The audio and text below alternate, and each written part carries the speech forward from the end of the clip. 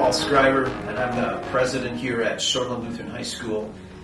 On behalf of the entire Shoreland family, I want to welcome you to the 2023-2024 school year. Also, as president, I want you to know that you can count on a few things here at Shoreland this school year. You can count on Shoreland offering a Christian and quality education in a safe and caring environment.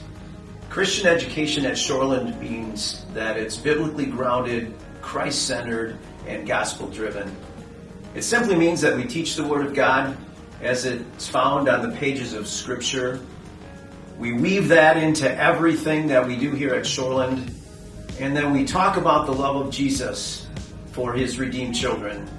Students will also gain an understanding of how Christian core values of service, excellence, love, family, integrity, and accountability play into a life of Christian service when motivated by the love of Christ. We're also going to offer you a quality education. Many of you are aware that Shoreland is the #1 high school option in Racine and Kenosha County according to the state's accountability report card. And we're one of the top schools in the entire state when it comes to academic growth. So we're going to offer this Christian and quality education in a safe and caring environment. The Lord has blessed us with an amazing team of people who make this a high priority for your child each and every day. Finally, I hope that you enjoy and benefit from the school year theme, Found in Christ. It's based on Philippians chapter 3, verse 9.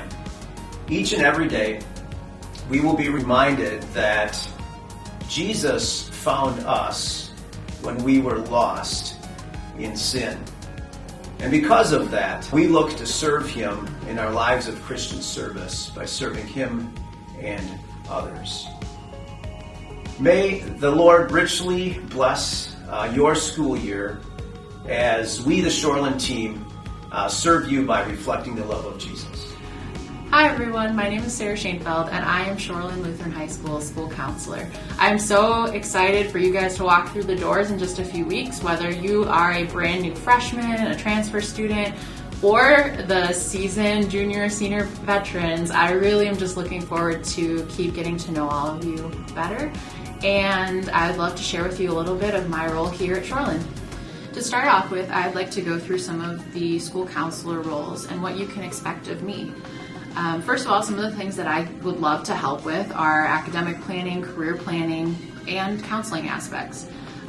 Just so everyone knows, I can be found in the Student Services Department right off of the Commons, which is where you would have lunch, and some of you may have your study hall there as well. Especially those first few weeks can be a little bit nerve-wracking if you're a freshman or transfer student, so if for whatever reason you get lost, I will be encouraging you guys to come visit us in Student Services, and we will gladly point you in the right direction. First off, for academic planning, I want to go a little bit more into detail of things I can help you on. Someone may say something like, Mrs. Shainfeld, I'm not understanding pre-algebra at all, I'm racking up all this missing work, and I just feel like I'm really gonna fail. First of all, I would say that if you're in a situation where academically you feel like you're struggling, please let someone know as soon as possible. It is so much easier to help you if you let someone know in September or February at the beginning of a semester, rather than waiting until 2 weeks before the semester ends. And then I'll say, well, I'm sorry, there's not that much time. So we want to be proactive and help as soon as possible. I would ask also, how are you organizing your materials? I can help you go through some organizational strategies for your academic success. Also, I would talk about how are you keeping track of your assignments, especially for incoming freshmen. The high school jump can be a really big deal. And I want to make sure that you have your way, whether that's a paper copy, Google Calendar, whatever you enjoy. I would love to work through that with you. I also want to highlight a couple great resources that we have to help students succeed academically. There's the After School Learning Lab, which is Monday through Thursdays from 3 p.m. to 4 p.m. in the C Center. That is open to any student. You do not need to be referred there or anything. You can just pop in for 5 minutes to ask one question or stay the whole time. The C Center is also a great resource. Some students will have their study hall there. However, you may go in and ask for help, and if they can help you right then, great. And if maybe you need to wait a few minutes, they will definitely let you know. But they are wonderful and very helpful.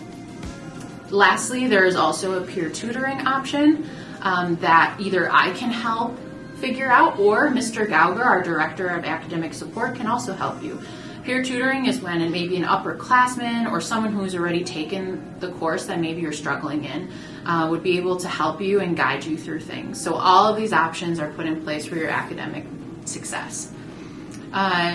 Next, on academic planning, somebody also might say, on the other hand, I am still not understanding pre-algebra. I have racked up 8 missing assignments. Now I have an F in math and in science as well. My GPA is at a 1.5 overall, and I'm just really frustrated. What do I do, Mrs. Shainfeld? Well, I would direct you to a couple things. And honestly, one of our biggest things that we pride ourselves on is being proactive in our communication. Mr. Gauger, our Director of Academic Support, like I mentioned before, runs a guided study hall.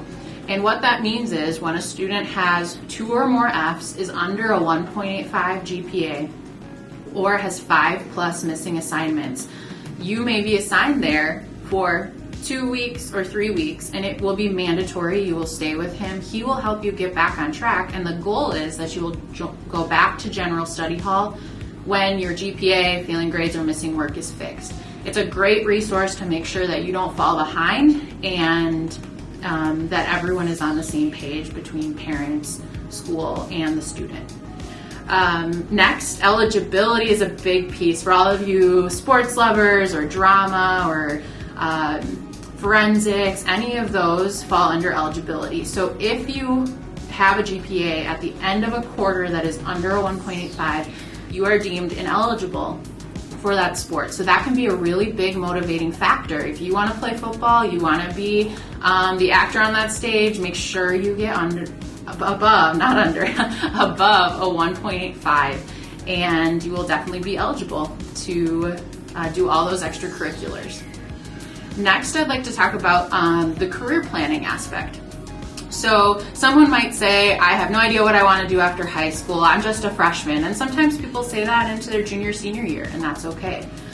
You don't need to know what you're doing today. However, what I want to highlight is grades do matter immediately when you step in the door, and that's something I want to help you with. If you fail a course, even freshman year, you may need to take it again to fulfill graduation requirements.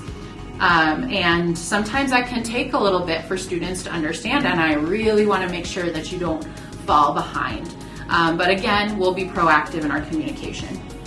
Next, career planning tools that you will hear about, like Zello, can help you narrow down maybe career options, or whether you want to do trades, military, college, tech school, and find the best path to meet your specific goal. A great way to do this too is to consider class opportunities like our PLTW, Project Lead the Way, biomed, engineering, music courses, trades courses, whatever is your interest. We want to make sure that you get in those classes to start seeing if that's something you would like to pursue in the future.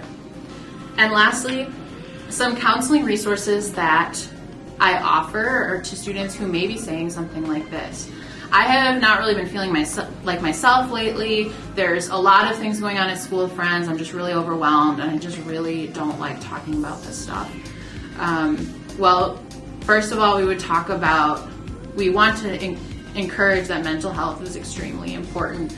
And again, don't wait to talk to somebody. Just like academic planning, mental health resources are extremely important, and planning for that. So please, if there is something that you feel comfortable talking to me about, or a trusted faculty member or your parent, I would personally love to schedule a meeting with you. There are QR codes put up on the bulletin board, and also there's a link that is in my email signature. So whether you're a parent listening to this, a student, you can sign up for a time during the school day or after, and I will gladly talk to you about it. Generally, we've done counseling through an organization called Christian Family Solutions, and those are the referrals. That's the organization that the referrals would generally go towards. Thanks again so much for listening, and I'm really looking forward to meeting you all on campus in just a few short weeks. If you have any questions, feel free to reach out, and I will gladly set aside time to talk to you. Thanks so much. Hello everyone, I'm Matthew Groh, and I'm the Athletic Director at Shoreland Lutheran High School. I'm here to talk to you today about the different opportunities that you will have at Shoreland after 3 p.m. in the afternoon. So let's get started by talking about the world of athletics here as a Pacer. In the fall, we have football, which starts on August 1st. We have boys soccer, girls volleyball, and boys and girls cross country, which begin on August 14th. And we have cheer for the football team, which begins on August 16th. Once we get into the winter months, we have 3 different options for you. We have boys and girls basketball, which start in early November, and we have wrestling, which, by the way, both boys and girls have been participating in the last few years. In the spring, we have a whole bunch of different options for you. We have boys and girls track, we have boys baseball, girls softball, girls soccer, and boys and girls golf. So whatever it is that you're interested in the world of sports, we hope that you come out and try out for one of the teams. Most of the teams don't make any cuts whatsoever. There are a couple of teams, depending on numbers, that might have some roster decisions to be made. But I encourage you all, if you want to meet new friends and you want to be competitive at the high school level, I would encourage you to please go out for one of these sports. Not only do we have sports here at Shoreland Lutheran High School for extracurriculars, I know Mr. Groth is going to be talking to you about a bunch of different options with clubs, but I want to talk about 2 in particular. The first one I want to talk about is our ever-growing trap shooting team. If you are an outdoors person, if you enjoy hunting in the fall or in the spring, you might enjoy going out and trying your hand at shooting some clay pigeons out of the sky in a whole bunch of different categories with our trap shooting team. That is available for middle school all the way through senior year. We also have student government.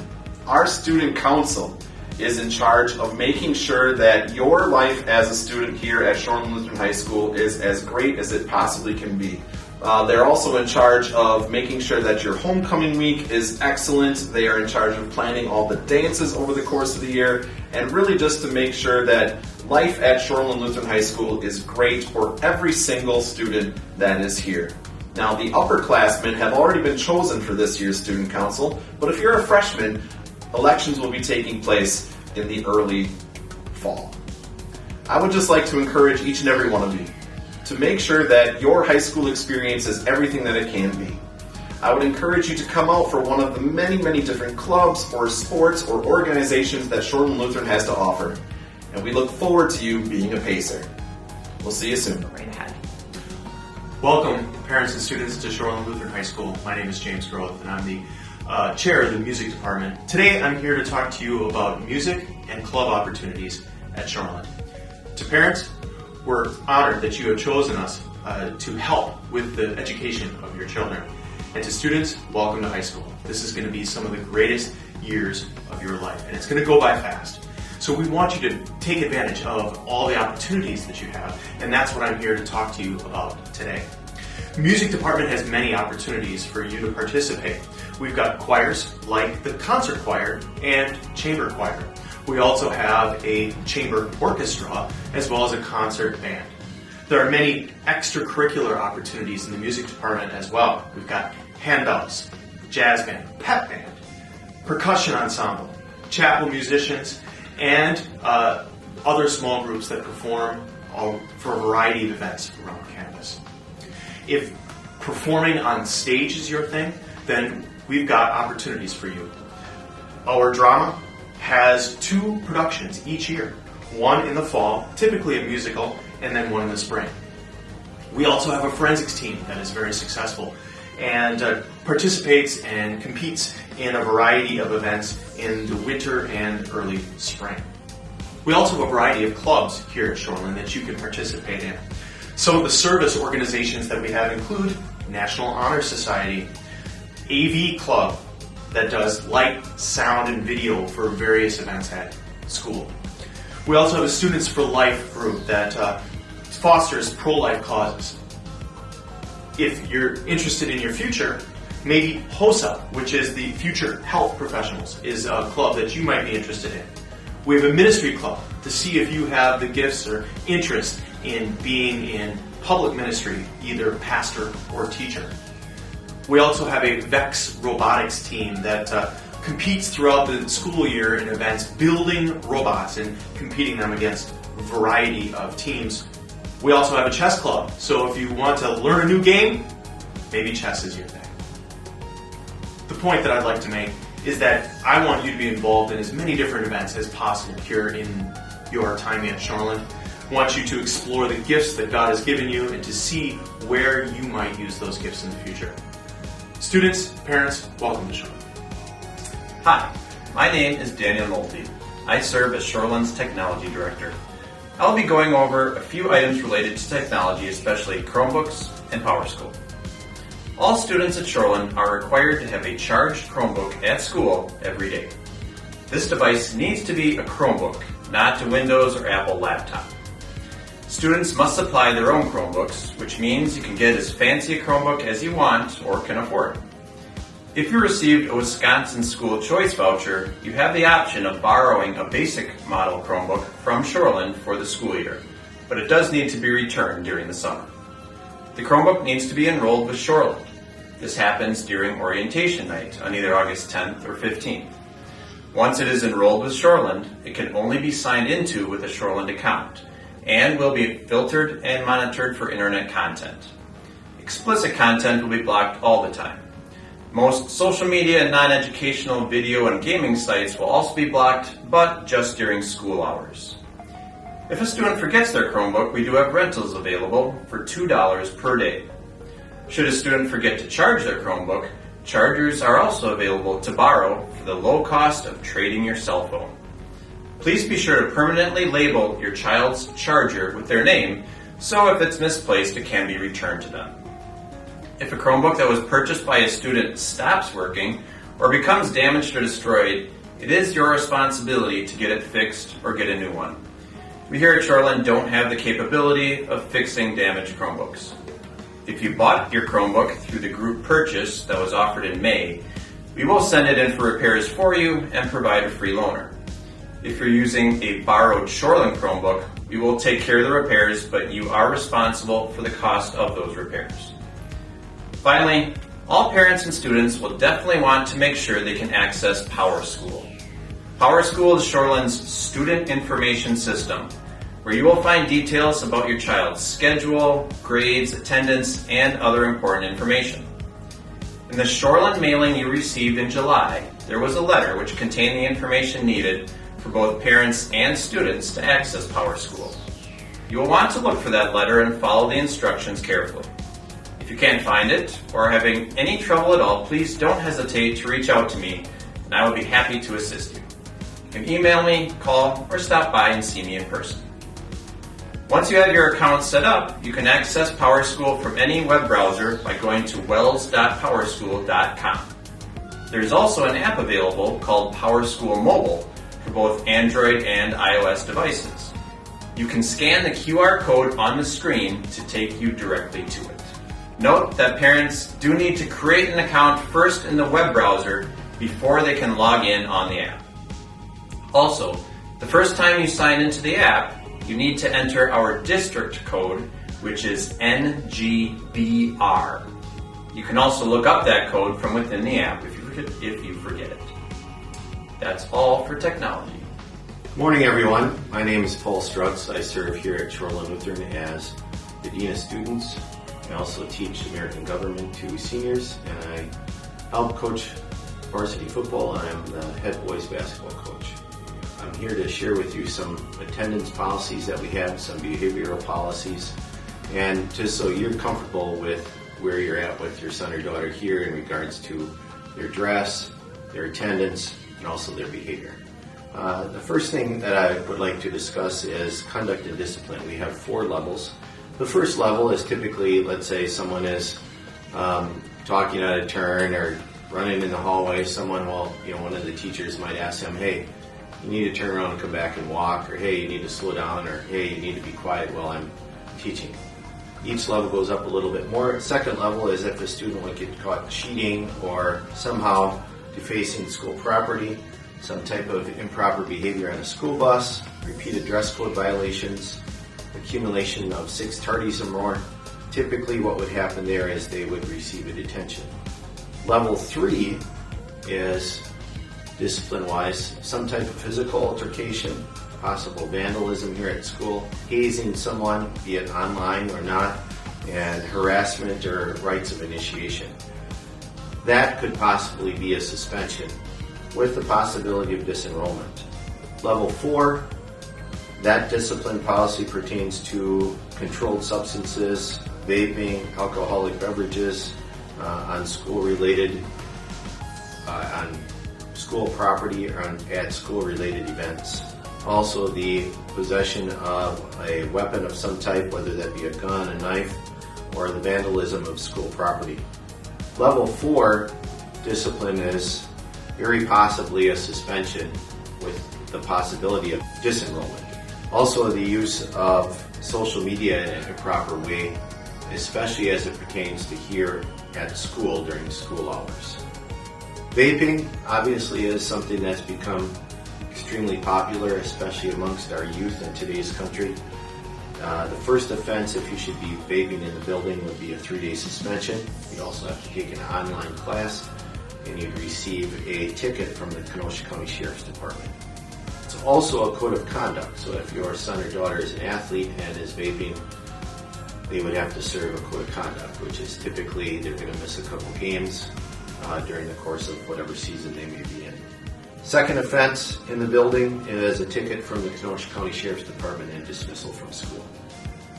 Depending on the nature of the offense, they could also possibly be dismissed for at least 1 semester. Our dress code has been, I think, a real blessing to our students.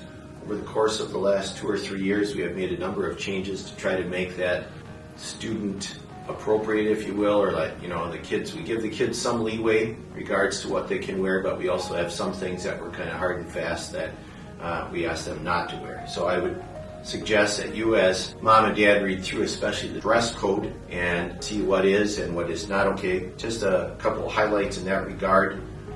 We ask that students not wear shirts that promote gun use, rock and roll shirts, music shirts, whether it be whatever genre of music. We also ask that they not wear those. Should a student receive a dress code violation, the first time we'd ask that they change, and we typically have sweatpants and or shirts that they can change into. They'll receive a detention. Second dress code violation, we'll ask that they be changed and they'll receive a 1-day in-school suspension. Third dress code, a 2-day suspension. Fourth dress code violation would be a 3-day out-of-school suspension. And the fifth dress code violation, they would be dismissed from school. So we are really encouraging our students as well as their parents to be supportive of that and to read over what is acceptable and unacceptable in regards to dress code in our handbook. Finally, attendance. Attendance is mandatory according to Wisconsin State Statute 118.15. Thus, we ask to follow the law of our state that if your child should be missing from school, we ask that you provide a reason for their absence. Should it be a doctor's or dentist appointment, we also ask if you would have them share with us that they were indeed at the doctor or at the dentist. Otherwise, if a student misses 5 days, at 5 days they'll get a letter from me kind of giving you a heads up, hey, your son or daughter has missed 5 days, just kind of an FYI. At 8 days, Mr. Kessler will send a letter because a student would be placed on academic probation at that time. If a student should miss 10 class periods in any particular class, there's a good chance that they would not receive credit for the semester. If a student misses 20 full days during the course of a year, as administrators, we reserve the right to disenroll that student. Finally, tardies. We ask that our students are prompt in getting from one class to the other. Our building is really not that big. But if they should receive a tardy, accumulation of 5 tardies would result in a detention. Detentions are served after school on Tuesdays and Thursdays, typically from 3:15 to 4:45. On the 8th tardy, the student would receive a 1-day in-school suspension. And on a 10th tardy, in-school suspension would also occur, as well as possibility for a disenrollment. Once again, if you should have any questions in regards to attendance, behavior, dress code, please feel free to email me or call me. And I look forward to partnering with you as we seek to share the gospel with your son or daughter during the course of the school year. God's blessings. Welcome to a new school year. My name is Mike Kessler, and I get to serve your family as principal here at Shoreland Lutheran High School. From the faculty and the staff, we wish you and your family God's richest blessing as we begin another year of Christian education together. During this section of the video, we'll discuss 4 topics. One will be the daily schedule. Another, we'll talk about homework. Academic integrity is a third. And our 4th will be conflict resolution. The school day begins at 7:45 a.m. And we view punctuality as important. And so we would ask that your student plans for enough time to get here, get organized in the morning at their locker, and get to their homeroom by the start of school bell, 7:45 a.m. If they do not get there on time, if they're late or if they're absent, consequences of tardies policies will apply to homeroom. This schedule shows the beginning and ending times of class in our regular schedule. If your family needs a copy of our bell schedule, you're invited to pick up a schedule on orientation night. Students are in school to develop their God-given gifts and talents. And so each one of our students puts forth their best effort as they complete their homework assignments, tests, quizzes, and other projects, all to give God the glory. We are reminded by the Apostle Paul in Colossians that whatever we do, we should work at it with all our heart as working for the Lord. So our policy is that students must complete their homework and turn it in on time.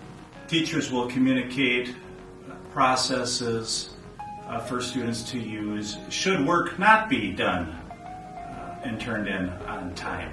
They'll communicate those processes during orientation, first days of school. Some courses that are lab, like science, or other courses that are project-based, like art or STEM or skilled trades, may have some specific processes to follow. Communication with all teachers is very important. And so it's important for our students to remember that communicating with teachers after an absence is very important. Generally, students have a couple of days to turn in their work after an absence. However, understand that work needs to be turned in promptly. If it is not, students may receive an incomplete. If an incomplete is not resolved by the end of the semester, students should expect to receive no credit for that course for that semester. Our goal is to assist your student in developing the gifts that God has given to them. And so sometimes the students are growing, they get stretched a little bit and then get tempted. They get tempted to cut corners and to cheat. And so our policy is that students need to do their own work and they need to demonstrate their own skill. God reminds us that hard work is a good thing. It brings a profit. But that mere talk leads only to poverty. Should students cheat, consequences follow. Generally, those consequences fall into categories of minor or major offenses. Minor offenses are offenses that demonstrate poor understanding of proper citation, likely unintentional. Major offenses are those that are premeditated, and they could involve other people. Consequences will vary depending on the nature of the offense. For instance, a level 1 offense will result in a warning and documentation being made on the student record. A level 4 offense would result in a fail of the assessment with possible disenrollment. Complete details of this policy may be found in the Parent-Student Handbook. Our hope is that the year would be free of any kind of conflict. And at the same time, we realize that a school is people, and people from time to time have conflicts that arise between them. And so, if this should happen throughout the course of the school year, we'd ask that you follow the following guidelines. Always seek to resolve conflict at the lowest level possible. Reach out to teachers and to coaches and to directors when questions or concerns arise. If we need to expand the circle to include administration, please follow this guidance. For academic, program, curriculum instruction, please contact me, your principal.